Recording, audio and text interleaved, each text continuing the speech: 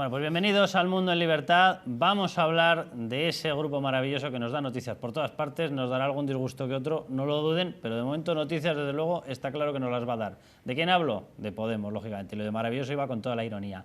Vamos a hablar de esas propuestas que están sacando en su programa económico, propuestas que a algunos les asustan, y no hablo de a nosotros, sino directamente a firmas de análisis internacionales, que incluso asustan en Bruselas, pero que hay gente que considera que eso puede ser una especie de clavo ardiendo. Vamos a estar con una persona, con Asís Timmermans, que de hecho ha presentado un libro, se llama Podemos, en el que analiza no solamente su programa económico, sino analiza también de dónde viene esta gente y el peligro que pueden tener. Les presento a la mesa y empezamos con todo esto. Mario Noya, bienvenido. Gracias, Carlos. Manuel Llamas, muy buenas. ¿Qué tal? Muy buenas. Y Asís Timmermans, bienvenido. ¿Qué tal? Muchas gracias. Con tu libro Podemos. Sí, Déjame que veamos cómo presentaba Pablo Iglesias él su propuesta. Él asegura que su programa económico precisamente es frente al del resto, que es todo humo. Dice, yo voy a no vender humo. Pues menos mal. Quería señalar brevemente tres aspectos. El primero es que el documento marca una estrategia y varias líneas de actuación concreta para actuar sobre una situación de emergencia en la que se encuentra la economía española. El segundo es que hemos pretendido hacer un diagnóstico realista. ¿Qué quiere decir eso? Hacer todo lo contrario que hicieron el Partido Socialista con su programa económico de 2008 y el Partido Popular con su programa económico de 2011.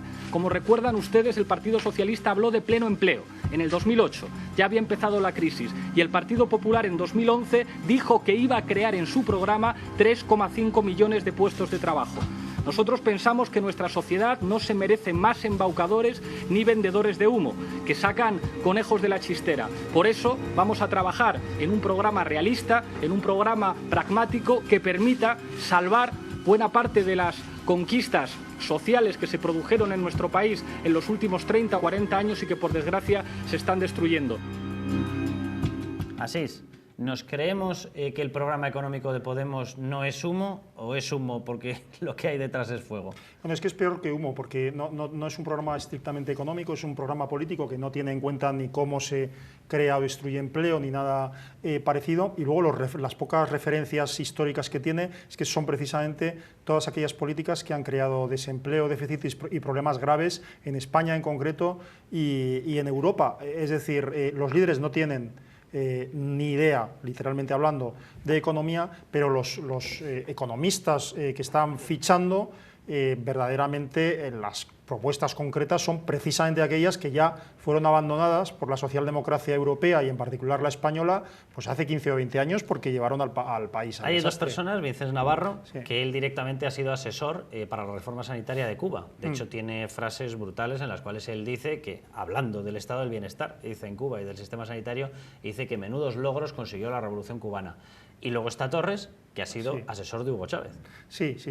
Estos son los dos valores en alza y las dos cosas novedosas que nos exhiben como grandes baluartes de su programa. Claro, es que hay una cosa que no dicen, que es cuál es la idea que tiene cada uno de lo que es el bienestar, ¿no?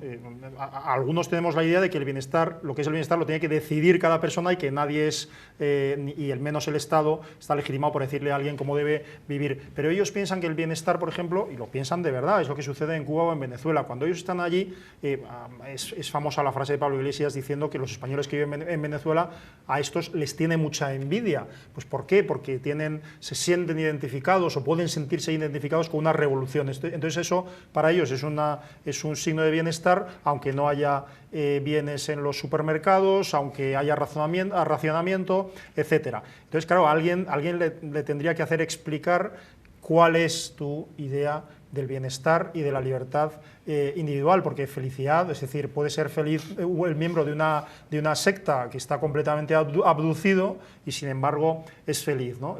Es decir, la libertad de que cada uno busque su bienestar, su prosperidad y su forma de aportar sus conocimientos al mundo, eso es lo que caracteriza a nuestras sociedades. Ellos piensan en otra cosa. Manuel, tú dabas unos datos el otro día porque ellos han, no sé llamarle matizado o han escondido, yo creo que sería mejor el verbo, el tema del impago de la deuda por debajo de una afirmación que dicen ahora de lo que hablamos es de reestructurar la deuda. Bueno, usted me explicará qué significa eso de reestructurar, porque huele a impago, que es lo que decían hace 3 días. También hablan de que la renta básica básica ya no sería universal, sino que estaría limitada. Esa renta básica costaba 140.000 millones de euros, pero casualmente meten otro punto que, oh qué casualidad, dabas tú el dato, cuesta exactamente lo mismo, 140.000 millones de euros de gasto adicional, que para que la gente se haga una idea es 2 IRPFs enteros de todos los españoles. Es decir, lo que pagamos tendríamos que pagarlo esa vez, más otra, para poder pagar el número total de empleados públicos que se crearían, 3 millones de empleos públicos nuevos. ¿Esta es la gran receta, Manuel? La gran receta contra el paro. Para combatir el paro ellos proponen una renta básica, pero para aquellas personas que no tengan ningún tipo de ingresos, cuyo coste estiman ahora en unos 11.000 millones de euros. Han sustituido la renta básica universal por esto. Que no tengan ingresos o que ellos no consigan demostrar que tienen ingresos. Exacto. Quiero decir que tú ocultas tus rentas y oficialmente pasas a no tener ingresos. Efectivamente. Pero luego, a mayores, lo que su gran programa para resolver el problema del paro es directamente contratar a 3,5 millones de funcionarios o de empleados públicos. Es decir, un megaplan ahí, pero a lo bestia. Es algo totalmente fuera de lo normal, cuyo coste se aproximaría a 140.000 millones de euros. Cuando Pablo Iglesias dice, nosotros vamos a hacer un programa muy distinto al que hizo el Partido Popular y el Partido Socialista, miente, y además de forma totalmente descarada, porque es lo peor del programa económico del Partido Popular y el Partido Socialista, pero multiplicado por 1000.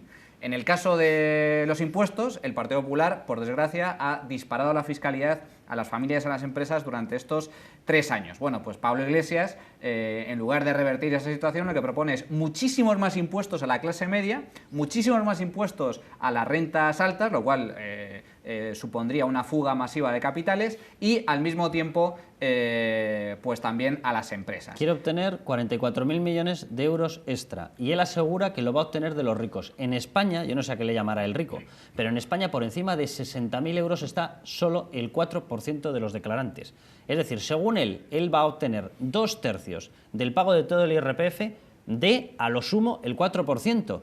Vamos, eso no se va a llamar estrujar, o sea, eso se va a llamar sacar zumo hasta de las uñas. Pero es que a eso se le añade el hecho de que ellos plantean la nacionalización de sectores estratégicos, es decir, directamente expropiar todas las grandes empresas que componen el IBEX 35. Más que expropiar, la expropiación es un concepto jurídico que conlleva una indemnización, un justiprecio.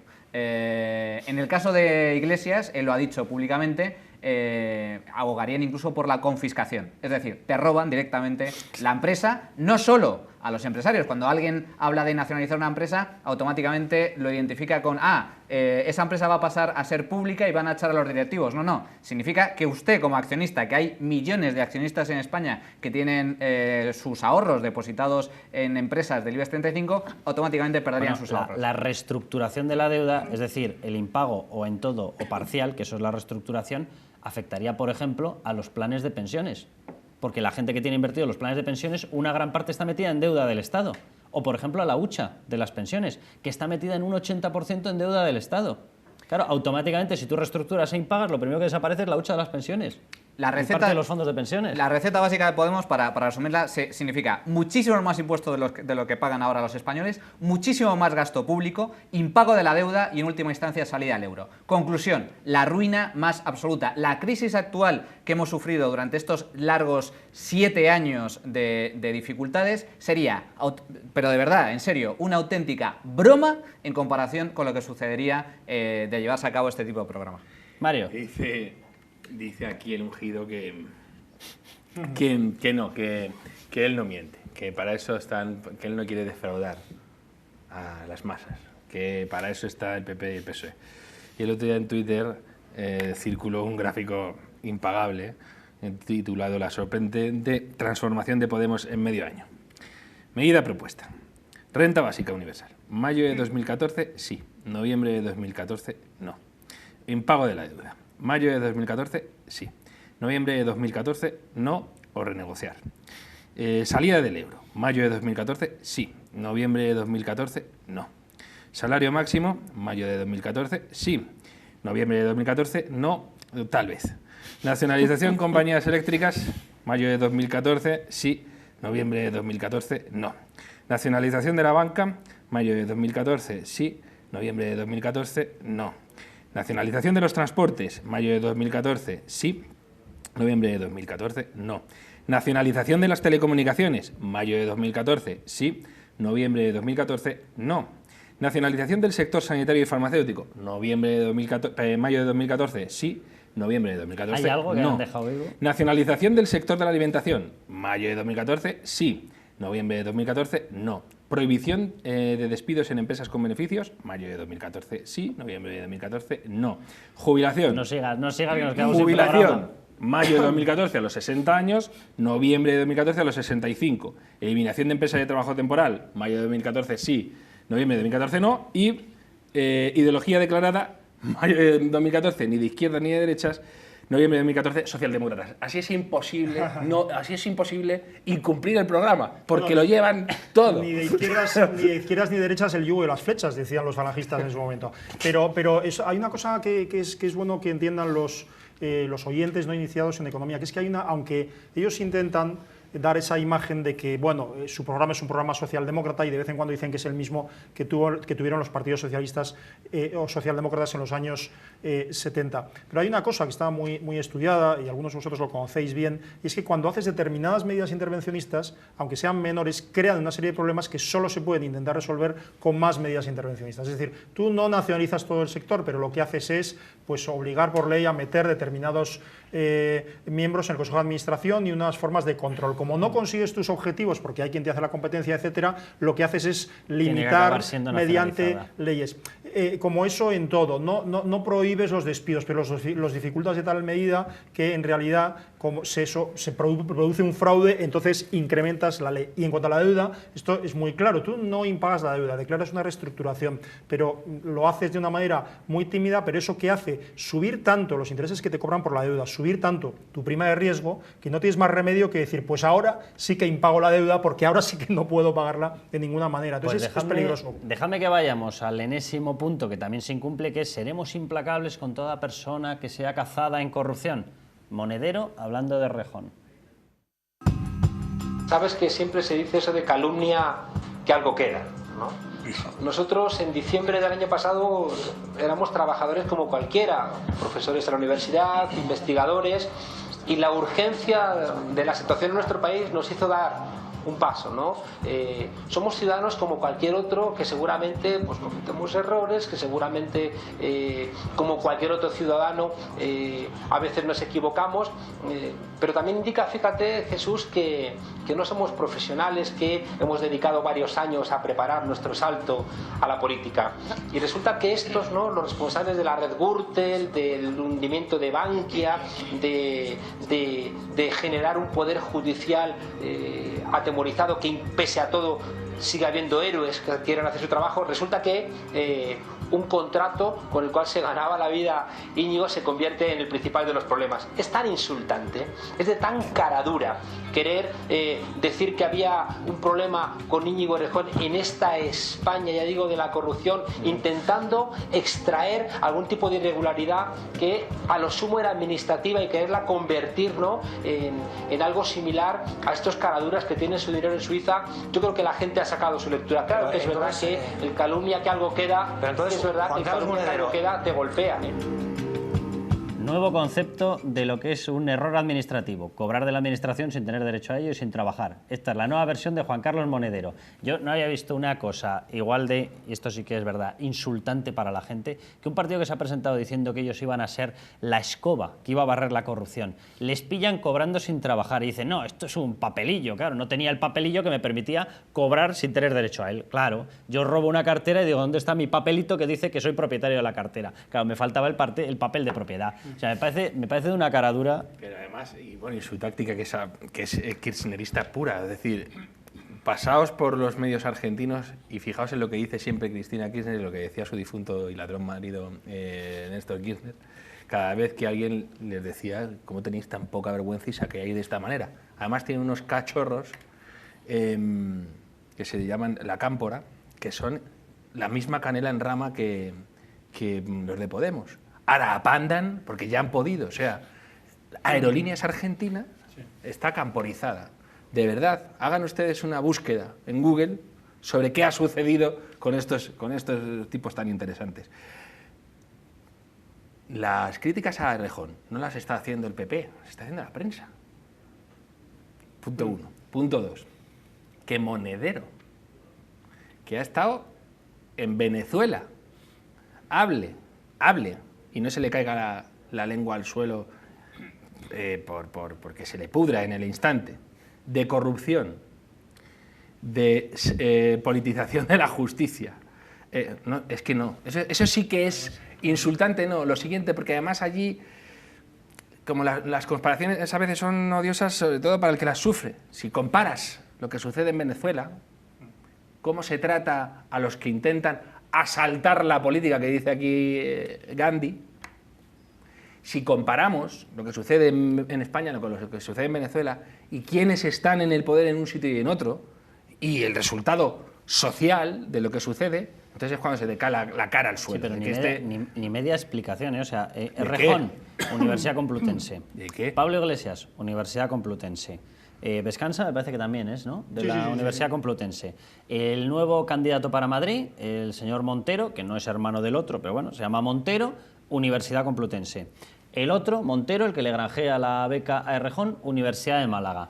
Oye, ¿nos pretenden convencer de que no forman parte todos ellos de una misma casta que ha estado absorbiendo becas, absorbiendo proyectos de investigación y demás, o qué? Y además veréis que la ascensión dentro del partido no está marcada estrictamente hablando por su pertenencia a la Universidad Complutense, sino por la cercanía personal a Pablo Iglesias. Pero lo gracioso, claro, esto cuando yo publiqué el libro todavía no se había producido el proceso, la asamblea grande de Podemos, pero es sorprendente que un partido cuyos directivos y cuyo programa se han elegido supuestamente por asamblea, sus directivos sean exactamente los mismos que eran antes de la asamblea y su programa responda exactamente a las declaraciones que hicieron sus dirigentes antes de la asamblea. Es decir, que después de pasar por 100.000 personas o 120.000 o 200.000 millones de personas, todos han decidido que lo que el líder supremo dice y las personas a las que el líder supremo elige son las que deben guiar la revolución.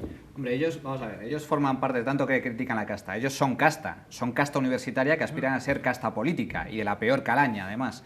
Luego, es curioso cómo reaccionan ante este tipo de irregularidades. El propio Monedero reconoce que se trata, Íñigo Errejón llevó a cabo una irregularidad administrativa. Bueno, muy bien, pero es que sigue siendo una irregularidad. Aparte de que ser falta grave, es una falta grave, pero es que aparte de ser una irregularidad, es una auténtica inmoralidad, porque claro, tú has cobrado sin hacer absolutamente nada, has incumplido un contrato con la universidad y tienes la poca vergüenza de criticar al resto de la clase política porque hay temas de corrupción. Si tú estás sucio, tú no puedes criticar que exista pues suciedad en el sistema. Claro, lo trágico ¿qué es? Lo trágico es que si estos ya cometen irregularidades sin haber tocado poder, cuando toquen poder, la corrupción va a ser masiva. Vale, y si su pero, modelo... Ojo, pero es que no es una... Vamos a ver, es que no es una irregularidad. Es que es lo anterior. Grave. No, Es una infracción. pero aparte, ¿no? Si vamos a ver, que no, la película es esta. Esto va a un chaval que estaba asesorando un gobierno de liberticidas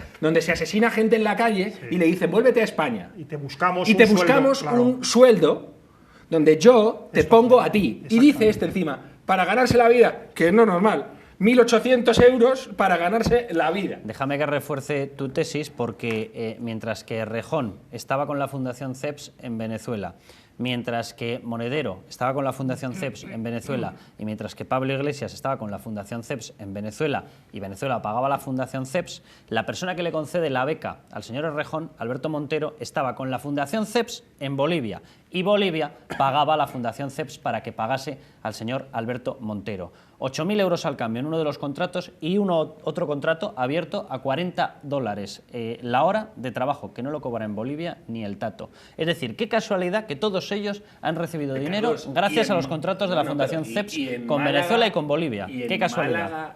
En Málaga, 1.800 euros de beca. Tú sabes, es que no hace falta hacer la comparación con Bolivia. Pero sí, es claro, lo que pasa es que lo preocupante de esto es que mientan y que intenten intimidar a los que les preguntan o les cuestionan, porque es claro que le dijeron, vente para España, Íñigo, y ¿cómo me voy a venir para España? ¿De qué voy a vivir? Porque tú eres profesor, pero yo no. Pues mira, muy fácil, llamo al amigo Montero y te hace a ver de qué sacamos. Y esto es lo que sacaron. Ya está. Entonces, tenía que haber pedido perdón, tenía que haber devuelto el dinero, tenía que haber dicho, pues he hecho mal, tenía que haberse retirado de la vida política. En vez de eso, no lo harán. ¿Por qué? Porque en realidad esto es un grupo, es un proyecto de un grupo muy compacto, muy ideológico, muy sectario en el estricto sentido de la palabra, que quiere seguir adelante hasta el final. Entonces, Íñigo es el ideólogo del grupo. Íñigo es mucho más ideólogo, en mi modesta opinión, que Monedero. Una ideología rancia que siempre repite las mismas cosas, pero es mejor como ideólogo, en mi opinión, que Monedero. Déjame que vayamos a la que ha montado Pedro Sánchez con el famoso asunto de los sueldos. Sale esto del portal de la transparencia, aparecen los ingresos que tiene cada uno de los cargos dentro del gobierno y se descubre que en total hay 264 sueldos superiores en cuanto a la cuantía que se cobra como nómina del presidente del gobierno. Atención a las declaraciones de Pedro Sánchez, secretario general del Partido Socialista. Lo que yo pediría es que reordenáramos todo lo que tiene que ver con los sueldos de los altos cargos de la administración. No tiene ningún sentido que haya personas que tienen menos responsabilidad que el presidente del gobierno, que dan menos la cara que el presidente del gobierno, y este presidente del gobierno dar la cara la da poco, pero bueno, tiene más responsabilidades, pues cobrase menos. Por tanto, no es que tengamos que subir el sueldo al presidente del gobierno, es que los que cobran más que el presidente del gobierno deberían de bajárselo. Esto un poco curiosa, y es que al final el principal interés en bajarse el sueldo oficial, porque luego tú tienes secretaria, tienes coche, tienes incluso la posibilidad de cargar el vestuario, tienes las comidas pagadas, tienes casualmente dietas por no sé qué, por estar en una comisión, por estar en tal, es decir, solamente lo que se ve, por eso de bajarse el sueldo que se ve, tiene un fin que no es otro que expulsar a cualquier persona profesional ajena a la política y que haya estado dentro de los partidos como un posible aspirante a ocupar esos cargos. Tú pones un sueldo aparentemente cero atractivo para aquel que no quiere hacer luego chapucillas, de forma que los únicos que te entran son los que vienen del partido, que no tienen otro sitio donde ir, y además, cuidado, los que sí están dispuestos a utilizar ese cargo para hacer chapucillas, vamos a dejarlo ahí. De forma que te expulsas de la competencia a toda persona profesional avalado, que deberían ser los que llegasen para gestionar este país correctamente. No me extraña que Pedro Sánchez, que no ha trabajado absolutamente en nada fuera del partido, no me extraña que él esté reclamando este mecanismo. Ahora me parece de un populismo absoluto. Nos sobra número de políticos, pero los políticos que estén tienen que estar bien pagados para que sean profesionales buenos. Sí que es verdad que las remuneraciones de la administración pública son un poquito incomprensibles, sí, por decirlo suave, porque además... Fijaos, es que hay muchísimos problemas que se muerden, es un cesto de cereza. Si el sueldo fijo es poco, lo que vas a potenciar es que vayan todos a las comisiones solo para aparentar y a cobrar, etcétera. Lo de las puertas giratorias va a ser ley de vida, es decir, lo normal es que luego Planeta, casualmente, les publique todas las memorias, vendan 3 ejemplares, pero les paguen 1 millón de euros. ¿Que esto va a pasar si no? Y encima queremos que hay una ley de incompatibilidades que les impida acceder a sectores estratégicos en los 3 o 5 años posteriores a su ejercicio de poder.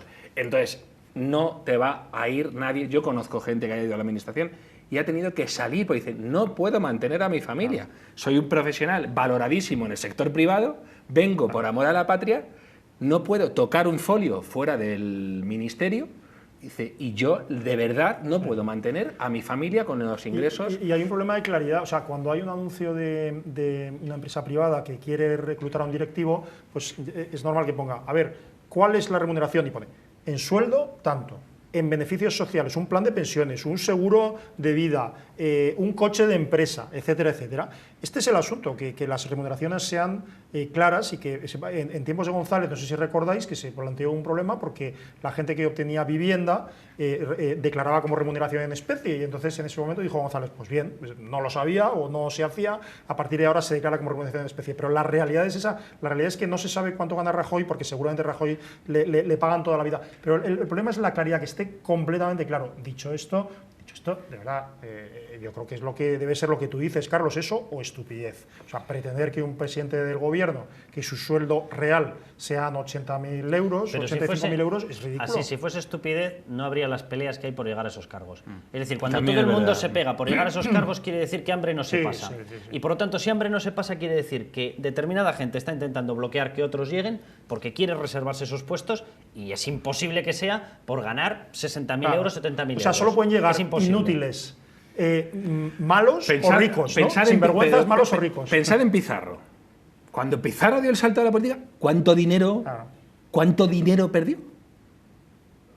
Sí, entonces, sí, así es. Y lo cierto es que es verdad que desde dentro del legislador se puede hacer fuerte porque Es que en España hay gente que de profesión tiene Oye, ¿por qué? ser político. Yo he visto en la universidad... ¿Por qué habla Pablo Iglesias de la puerta giratoria? Claro. Vamos a ver, si tú no solamente limitas el acceso, sino que además Claro, dices, y una vez que acabéis no podéis ir a ningún Porque sitio... él no tiene la intención ¿quién de se salir, queda? claro. Se queda el que cobre de una fundación CEPS de Venezuela, Claro. porque si no es imposible Claro. vivir ahí. Si no puedes venir de un trabajo serio y no puedes luego, después de estar en política, trabajar, ¿quién se va a dedicar a eso? Solamente el que sepa que va a cobrar de un sitio oscuro. Sí, pero todavía es más problemático, porque en España, tal y como está constituida la política y las estructuras del partido, los que ascienden son los más mediocres. Son los que pisan cuellos, los que no tienen moralidad, los que tienen menos escrúpulos a la hora de mentir, a la hora de falsear la realidad, a la hora de dar puñaladas por la espalda. Yo creo que se incentiva, todo es cuestión de incentivos, y los incentivos en la política española son perversos, son tremendamente perversos. Yo creo que la mayoría de políticos en ejercicio en España están muy bien pagados en comparación con lo que cobraría en el sector privado. Claro, es claro. decir, No, totalmente de acuerdo. los ministros de Zapatero, no tanto los de Rajoy, porque son funcionarios de clase A, ¿no? Los de máxima categoría, pero desde luego en el gobierno de Zapatero se vio de forma palmaria como gente que no llegaría ni siquiera a 700 euristas en el sector privado, en una empresa, sin embargo ganaban 80.000 euros al año siendo ministros con Zapatero. Claro, están muy bien pagados porque son mediocres. Claro. Pero es cierto que la política en España tiene ese tipo de incentivos perversos. En primer lugar, se trata de favorecer a aquellos que son más mediocres, los que hacen carrera desde abajo del partido, y no se contrata a profesionales de avalada experiencia procedentes del sector privado, como sucede, por ejemplo, en Estados Unidos. En Estados Unidos es muy habitual que empresarios de éxito, que son ya millonarios, pues por hacer un servicio, una barbaridad de dinero. por hacer un servicio público, Sí. por hacer un servicio público, emprenden la carrera política en el Senado o en el Congreso o en la alcaldía, sin cobrar nada, Sí, sí, 0 sí, euros. En el caso de España no, en el caso de España son políticos que no tienen ni arte ni beneficio, que ascienden en el partido y cobran suculentos sueldos. Yo creo que Pedro Sánchez está haciendo un ejercicio de clara demagogia con este tipo de temas. Habría que reformar tanto el sistema electoral como el sistema partidista en España para generar ese tipo de incentivos perversos. Y, por cierto, en el sector público yo creo que hay también una gran contradicción, porque los funcionarios de mayor categoría, por ejemplo, inspectores de Hacienda o inspectores del Banco de España o médicos, jueces, fiscales, están pagados fatal, es decir, cobran auténtica miseria en comparación con lo que cobrarían en el sector privado. A cambio, por cada uno de ellos que está muy mal pagado, resulta que tienes 20 cargos públicos, que si diputados autonómicos, que si asistente del diputado autonómico, que dices, te cobran un ¿y sueldazo? este señor qué hace? No, si pero no además aporta es verdad nada. lo que dice Carlos y que está muy bien tirado, y lo estamos viendo estos días, la clase política, o la casta, tiene muy fácil blindarse, porque la ley está en su mano. Y los órganos de control y de fiscalización, tanto de la ley como de los recursos públicos, están en sus manos también. Es muy fácil generar una empalizada para yo soy universitario, ya estoy funcionarizado y de aquí salto aquí y no me mueve nadie, no solo no me mueve nadie, sino que voy a expulsar al que venga de fuera. Con lo cual te puedes hacer unas fortalezas absolutamente formidables. ¿Os habéis fijado la cantidad de cargo político que casualmente es profesor de universidad pública? No, ¿Vale? vamos a ver. Lo lanzo. Yo en la universidad ¿Vale? he visto cosas que eran preocupantes. Yo, cuando estaba en la universidad, había gente en organizaciones juveniles que ya era concejal. Gente con 19 años, 20 años eran concejales. Sí. Eso, en un primer momento, pasaba, sobre todo en izquierda, en los grupos de izquierdas, porque había mucho... El ascensor social ya no es la educación pública, sino el meterte en un partido. Sí. Y el PP decía que lo distintivo de ello era que no, que nosotros éramos el partido de los profesionales, pero de la se gente. acabó, Se acabó porque yo he visto gente también que deja la carrera.